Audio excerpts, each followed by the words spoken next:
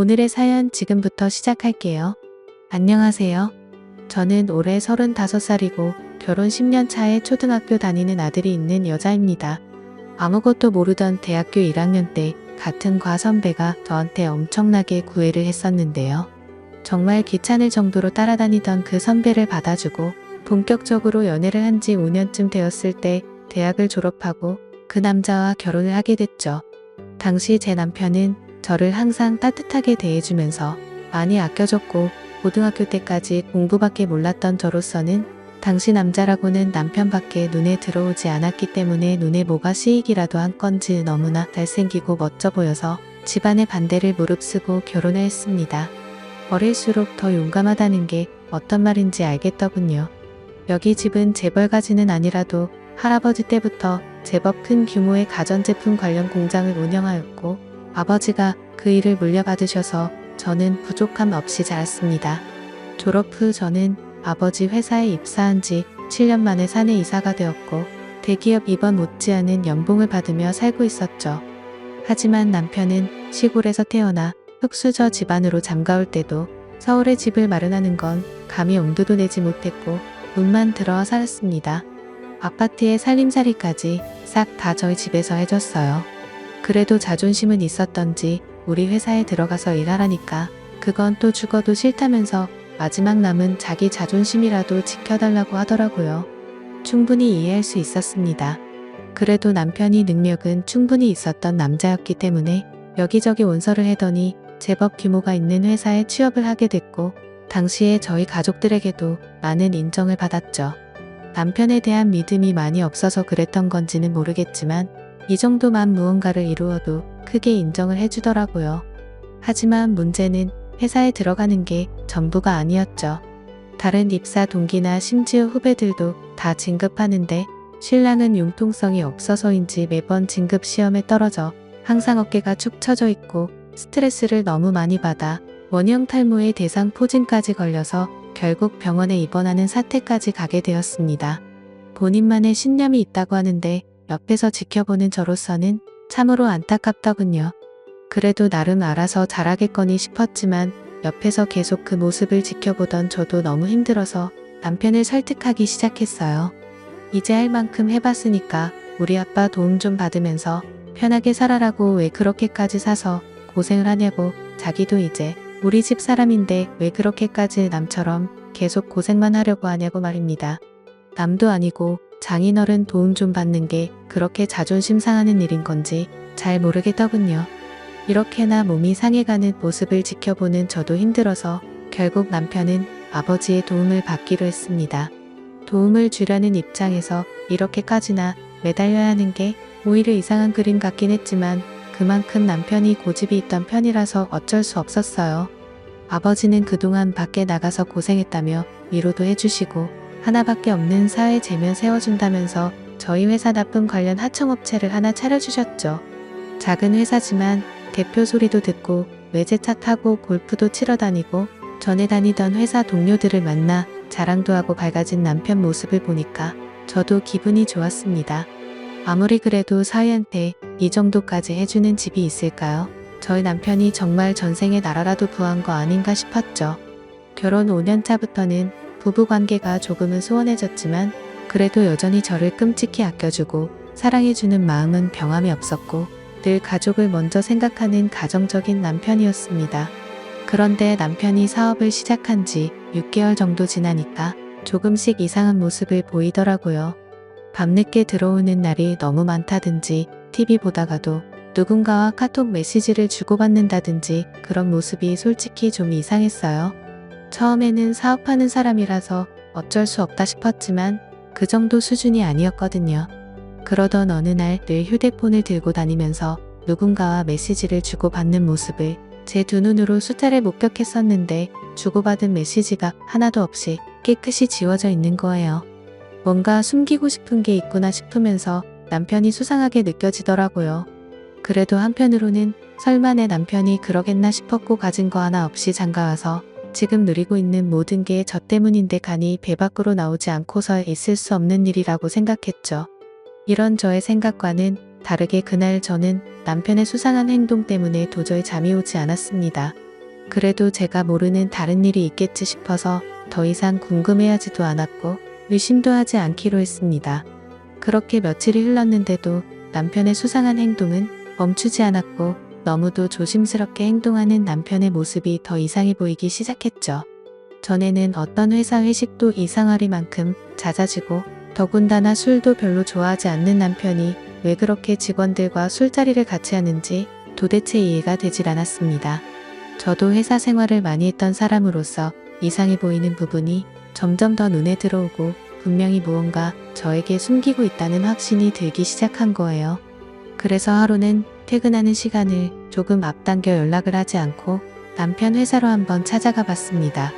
회사에 도착해서 사무실 들어서는 순간 남편이 새로운 비서와 대표실 안에서 오긋하고 다정하게 이야기를 나누는 모습을 목격했습니다.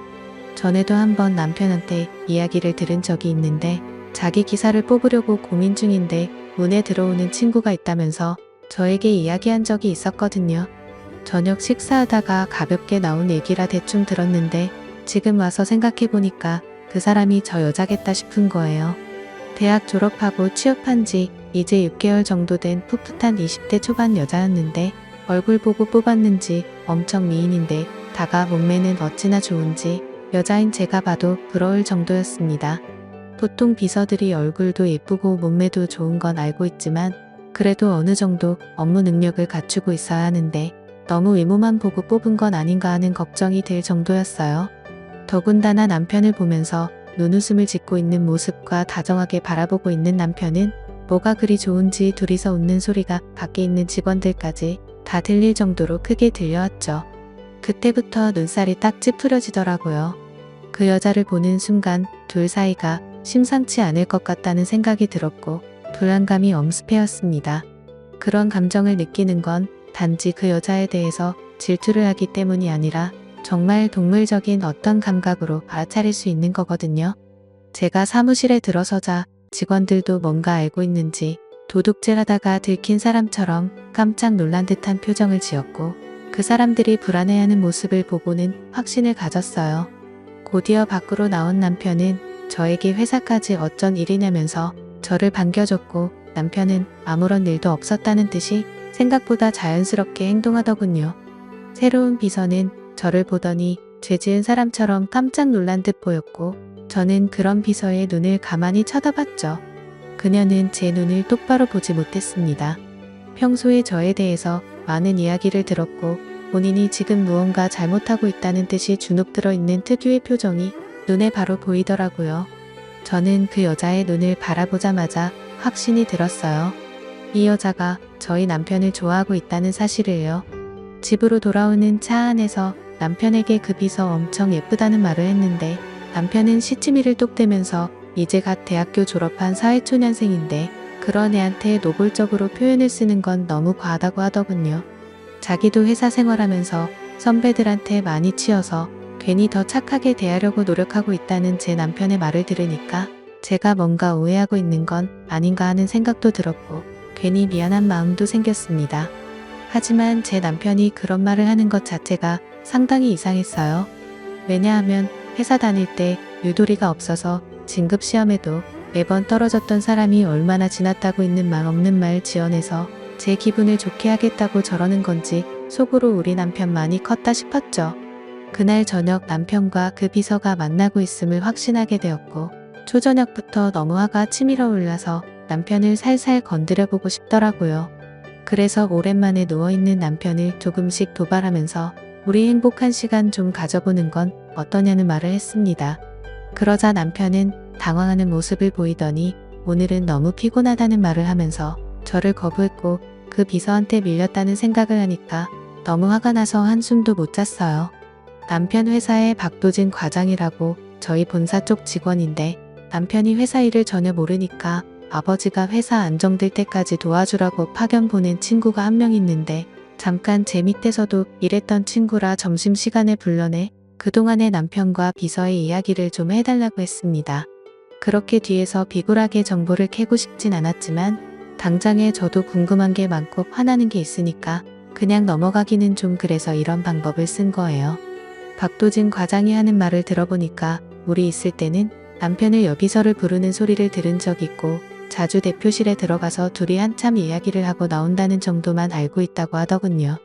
또 회식 때 보면 비서가 남편에게 여우짓을 많이 한다고 하더군요. 여우짓이라고 하면 옆에 앉아서 취한 척하면서 어깨를 때린다거나 웃으면서 몸을 만지는 그런 행동들이었죠.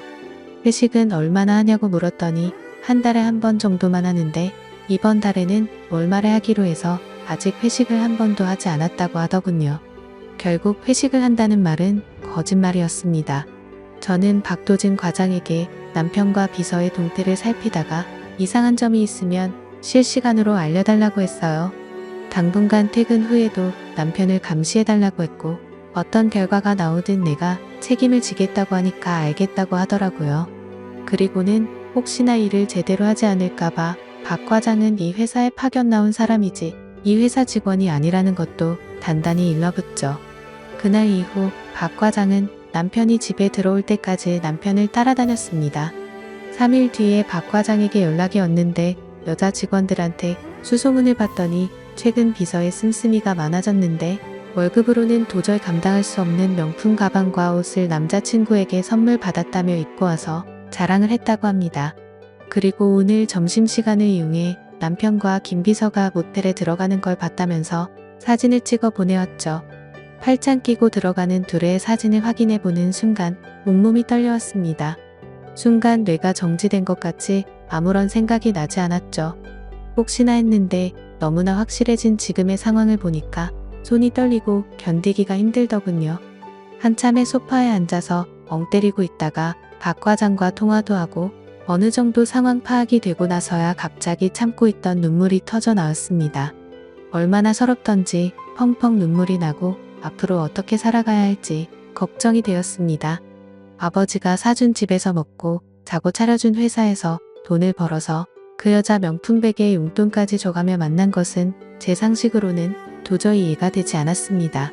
본인이 어떤 위치였는지 잊고 이제 와서 제 등에 칼을 꽂겠다는 그런 신고는 도저히 그냥 넘어갈 수가 없었습니다. 저는 낮에 젊은 여자와 놀아나고 퇴근을 하고 집으로 와서는 아무 일도 없었다는 듯 평소처럼 행동을 했습니다. 며칠 정도는 더 두고 보고 싶었지만 도저히 참을 수가 없었고 남편이 들어오자마자 박 과장이 보내온 사진을 들이밀었습니다. 남편은 빼도 박도 못하는 증거에 잘못했다면서 그 자리에서 바로 저에게 사과를 하면서 변명을 늘어놓기 시작했죠. 그 여자가 얼마나 들이대는지 도저히 거부할 수가 없었다면서 자기가 사랑하는 여자는 저 한 명밖에 없다는 걸 알지 않냐고 무릎까지 꿇고 애원하기 시작하더라고요. 저는 아무런 대꾸도 하지 않고 남편을 집 밖으로 쫓아내버렸습니다. 여기가 우리들 집이 아니고 내 집이라는 걸 기억하고 당신이 대표 소리 들으면서 다니는 회사가 우리 회사가 아니라 내 회사라는 것을 똑똑히 기억해두라면서 다시는 얼굴 볼 생각하지 말고 이혼 서류에 도장 찍을 준비나 하라고 했어요. 남편은 계속해서 무릎 꿇고 사과를 했지만 끝까지 받아주지 않았고 어떻게 나를 배신할 수가 있냐면서 당신 같은 남자는 고생을 좀 해봐야 정신을 차릴 거라고 아주 매정하게 쫓아냈어요. 아버지에게 전화를 한 뒤 사정을 말하고는 이혼하겠다고 했는데 아버지가 하는 말이 너무 성급하게 결정하지 말고 며칠 더 생각한 뒤 결정하라면서 마음을 진정시켜줬습니다. 다음 날 남편의 또 다른 카드 내역서를 발견했는데 비서와 같이 있을 때 사용한 금액이 한 달에 수백만 원 가까운 금액이었고 명품 가방에 옷, 신발, 반지, 옷걸이까지 머리에서 발끝까지 싹 다 사줬더군요. 그동안 모텔을 하루가 멀다 하고 얼마나 드나들었는지 카드 내역서의 반 이상이 모텔비 내역으로 꽉 차 있었습니다. 저는 한성가라는 친구 2명을 데리고 남편 회사로 찾아갔고 비서의 얼굴을 보자마자 상욕을 하면서 머리채를 붙잡고는 쥐고 흔들면서 온몸을 칭칭 휘감고 있던 남편이 사준 옷을 하나하나 벗겼습니다. 저는 그 여자에게 미친 듯이 쏘아붙이기 시작했는데 그 여자도 성깔 있었는지 저를 째려보면서 밀리지 않으려고 하더군요. 정말 괘씸했습니다. 유부남을 건드리면 어떻게 되는지 똑똑히 보여줘야겠다는 생각에 그녀의 머리를 잡아 뜯었습니다. 그 여자는 정말 독하게도 계속 가만히 있더군요. 근데 갑자기 남편이 나타나서는 저를 감싸는 게 아니고 그 비서를 보호하더군요. 지금 이 상황에서도 누구를 편에 서야 하는지 모르는 멍청하고 한심한 제 남편을 보니까 이제는 정말 도저히 되돌릴 수 없는 강을 건너고 말았다는 생각이 들었습니다. 이 남자는 제 남편이 아니라 이미 다른 여자의 남자가 된 거였어요. 요즘 들어 회사가 워낙에 시끄러우니까 평소에는 아예 오시지도 않던 아버지가 여기로 오셔서 분위기를 보더니 제 남편을 미쳤고 제 남편은 그만 바닥에 넘어지고 말았어요. 그리고 그 비서라는 여자에게 이 남자는 당신이 가지는 게 좋겠다. 우리 딸이 가지기에는 너무 허접한 사람이라서 도저히 안 되겠다고 그러니까 둘이서 평생 잘 먹고 잘 살아보라고 하셨죠. 이제 이 남자는 돈도 없는 빈털터리가 될 텐데 그래도 계속 이 남자를 만날 거냐고 물었고 그 여자는 고개를 절레절레 저었습니다. 그 모습을 지켜보던 제 남편은 믿을 수 없다는 눈빛으로 그 비서를 쳐다보더라고요. 돈 때문에 자기를 만나고 있었다는 걸 몰랐나 봐요. 멍청하기 짝이 없죠. 현재는 가정 파탄을 이유로 소송을 진행하고 있으며 남편도 회사와 집에서 쫓겨났습니다. 남편은 현재 그 여자와 완전히 헤어지고 옆 동네 원룸에서 조용히 살고 있다는 말을 들었는데 앞으로 어떻게 될지 궁금하네요. 저는 그 멍청한 남자를 다시 받아줄 생각이 없습니다. 평생 저희 회사에서 말단 직원으로 개처럼 일하는 꼴이나 보면서 늙어가는 모습을 지켜보고 싶어요. 오늘 준비한 사연은 여기까지입니다. 이야기 재미있게 들으셨다면 구독과 좋아요 한 번씩 부탁드리고요. 오늘도 좋은 하루 되세요.